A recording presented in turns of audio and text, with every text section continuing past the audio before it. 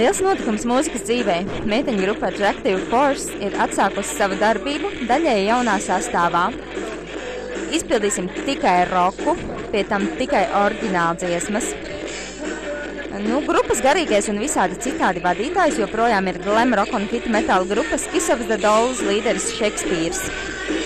Mūsu bāzes vieta ir Rīga, roka koncerta zāle Korsairs.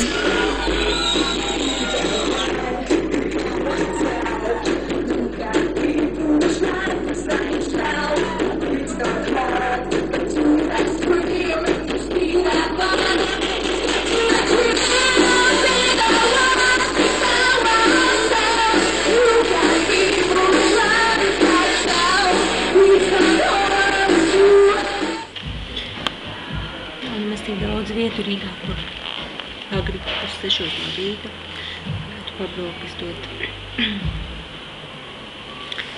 Es varu pastāstīt, ka dzimusi Rīgā jauna grupa.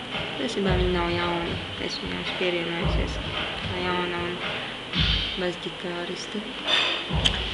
Meiteņu grupa Attractive Force.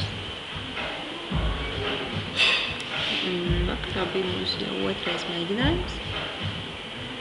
Repertārs iet uz priekšu, jo pirmie plāni par uzstāšanos. Daudz jāmācās. Svarīgi ir ērti justies uz skatuves, brīvai ķermeņa kustības, nesasalt publikas priekšā. Daudz svarīgi nianšu. Mums ir noteikti uz roka novirzīme. Kāds būs tā struktūra, pie kāds viss nobāzēsies un kāds galā izskatīsies, kāds būs mūsu rokraksts. Grupai pirms tam ir bijuši citi vokālisti, vokālistes patiesībā, jo tā ir tikai meiteņu grupa.